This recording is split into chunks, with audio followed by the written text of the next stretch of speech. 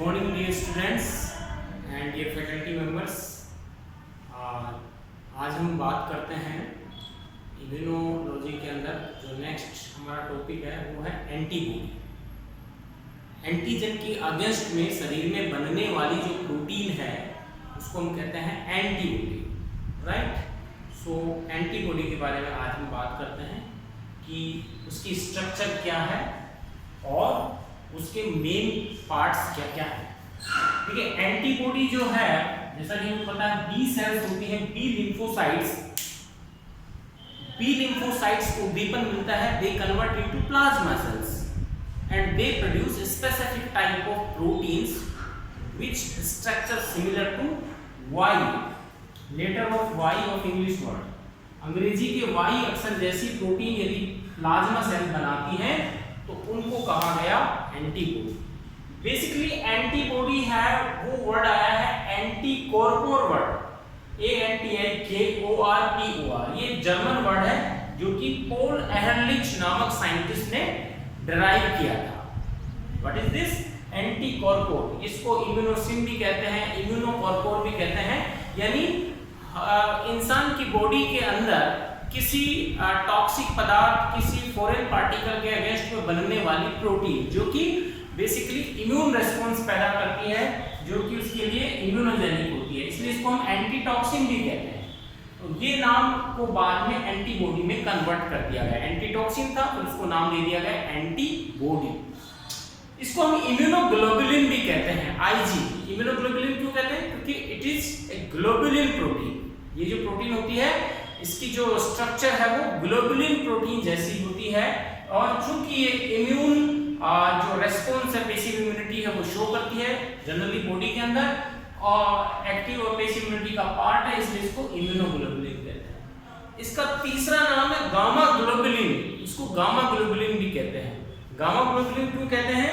क्योंकि एक साइंटिस्ट थे जिनका नाम था टिसेलियस।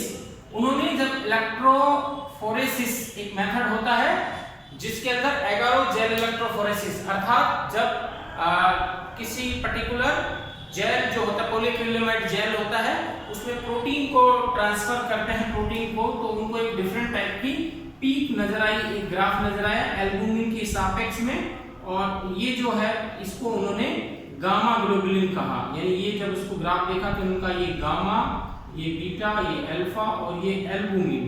तो जो एल्बुमिन के सापेक्ष में जो तीसरे नंबर का जो उनको प्रोटीन नजर आई ग्राफ में, वो ज्यादातर एंटीबॉडी वाली स्ट्रक्चर थी, और इसलिए इनको उन्होंने गामा ग्लोबुलिन कहा। तो ज्यादातर IgG है, जैसे IG जो है A है, ये गामा ग्लोबुलिन का पार्ट होती है। हालांकि IgM है, IgT है, वो बीटा ग्लोबुलिन भी होती है, कुछ एंटीबॉडी अल्फा ग्लोबुलिन भी होती है, लेकिन अधिकांश एंटीबॉडी है वो गामा ग्लोबुलिन होती हैं, इसलिए इनका नाम हो गया गामा ग्लोबुलिन। ओके, ये जनरली हमारी बॉडी के अंदर इनके जो एंटीबॉडी होती हैं वो 5 टाइप की होती हैं। 5 इनके आइसोटाइप होते हैं जिनको हम बोलते हैं गामडे, यानी IgG, IgA, IgG है, इसके अलावा जो है IgA है, IgM है, D है और E है। तो ये जो अलग अलग इनके ये क्या है, इनको हम बोलते हैं आइसोटाइप। ये इनके आइसोटाइप है, डिफरेंट टाइप के, राइट। ये हालांकि जो IgG है उसके भी डिफरेंट फॉर्म होते हैं। ये डिफरेंट टाइप की 5 प्रकार की एंटीबॉडी होती है, जो इनकी संरचना होती है, कांस्टेंट संरचना है, उसके आधार पर इनको डिफरेंशिएट किया गया है। अब जैसे ये वाई अक्षर की है, जैसा कि चित्र में दिखाया गया है, तो इसके अंदर 2 प्रकार की चेन होती है। एक चेन होती है इस प्रकार बड़ी होती है, जिसको हम कांस्टेंट चेन कहते हैं, और एक नीचे की तरफ और होती है जिसको हम लाइट चेन कहते हैं, हल्की श्रृंखला और भारी श्रृंखला। So heavy chain this one and this one light chain. तो ये हैवी चेन है, ये ब्लैक कलर की, ये हैवी चेन है। इसके अंदर 450 एमिनो एसिड की एक श्रृंखला होती है, जिसका ये सिरा अमीनो सिरा होता है। प्रोटीन के अंदर एक सिरा अमीनो होता है, जैसा आपको पता है, एक सिरा होता है कार्बोक्सिल सिरा, राइट। तो ये कार्बोक्सिलिक सिरा है, जो कि नेगेटिवली चार्ज और ये पॉजिटिवली चार्ज। ये एमिनो सिरा है, यहां से लेके यहां तक 450 एमिनो एसिड पाए जाते हैं हैवी चेन के अंदर, इसके अंदर।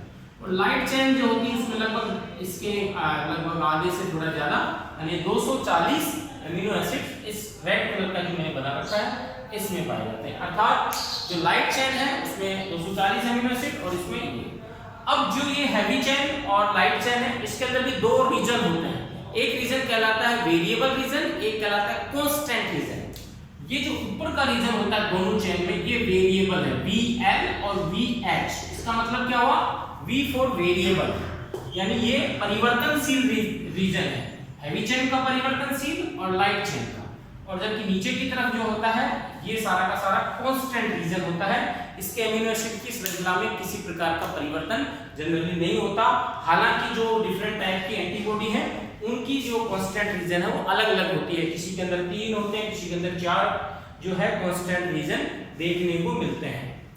ये जो हैवी और लाइट चेन है इनके बीच में डाइसल्फाइड बॉन्ड होते हैं जिससे कि आपस में जुड़ी रहती हैं, इसे इंटर डाइसल्फाइड चेन कहते हैं। इंटर डाइसल्फाइड चेन होती है जो आपस में इनको जोड़े रहती है, तो ये इंटर डाइसल्फाइड बॉन्ड भी कहलाएगा। दूसरा क्या होता है कि ये जो रीजन होते हैं इसमें अलग अलग जो डोमेन होते हैं उसके अंदर भी, जैसे वेरिएबल डोमेन है, कांस्टेंट फर्स्ट डोमेन है, कांस्टेंट सेकंड डोमेन है, कांस्टेंट थर्ड डोमेन है, और जो है कांस्टेंट फोर्थ डोमेन भी पाया जाता है अलग अलग में। ये जो कांस्टेंट डोमेन है इनके अंदर इंट्रा डाइसल्फाइड बॉन्ड भी होते हैं, यानी अंदर जो पॉलीपेप्टाइड चेन है आपस में सल्फर सल्फर बॉन्ड के द्वारा जुड़ी रहती है, इसलिए इसको डाइसल्फाइड बॉन्ड भी कहते हैं। ये जो ऊपर वाला रीजन है ये कहलाता है FAB region, fragment of antigen binding region, और नीचे वाला जो रीजन है ये कहलाता है फ्रैगमेंट ऑफ क्रिस्टलाइजेशन रीजन, यानी FC region. FC region generally क्या होता है, जो मेम्ब्रेन जो सेल होती है उस सेल की जो सरफेस है, मेम्ब्रेन है, उस पे पाए जाने वाले रिसेप्टर के साथ बाइंड हो सकता है, तो ये भी बड़ा स्पेसिफिक होता है।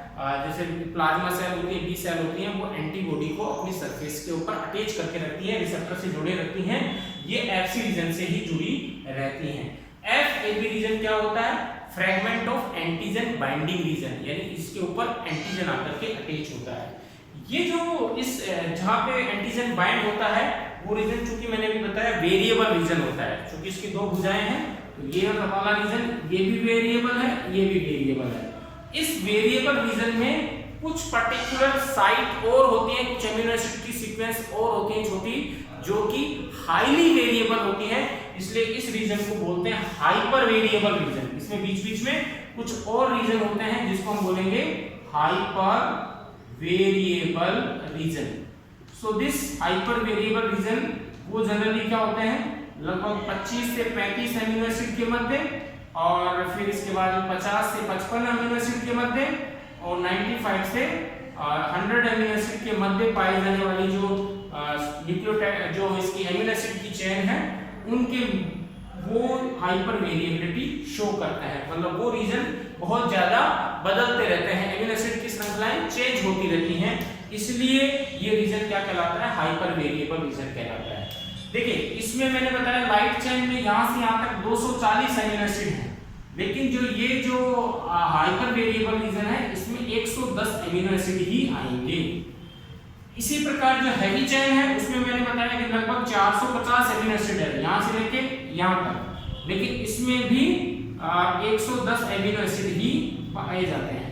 अब उन 110 एमिनो एसिड में अलग अलग जो क्रम पे जो एमिनो एसिड है उनकी वो बदलते रहते हैं, जैसे 25 से 35 के बीच वाले एमिनो एसिड काफी वेरिएबल होंगे, 50 से 55 वाले वेरिएबल काफी होंगे, 95 से लेके 100 नंबर के जो एमिनो एसिड है वो बदलते रहते हैं, इसलिए ये रीजन हाइपर वेरिएबल रीजन कहलाता है। इस हाइपर वेरिएबल रीजन के कारण ही एंटीबॉडी बड़ी स्पेसिफिक होती है और एक स्पेसिफिक एंटीजन के साथ बाइंड हो सकती है, क्योंकि एंटीजन जो होता है उसके ऊपर एंटीजेनिक डिटरमिनेंट साइट होती हैं जिनको हम एपिटोप कहते हैं। जैसे इस प्रकार मैंने बताया आपको अलग अलग स्ट्रक्चर होती हैं एंटीजन की, जैसे मान लीजिए 3 स्ट्रक्चर हैं जो कि कहलाती हैं एपिटोप।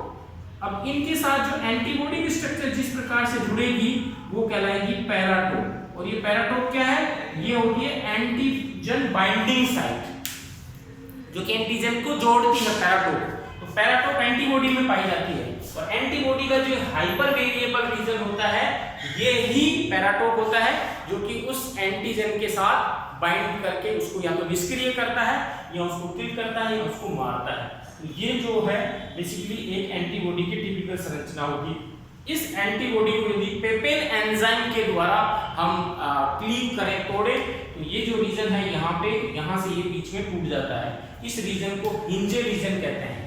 ये जो रीजन है इसको हम बोलते हैं hinge, HINJ region. So this is known as hinge reason.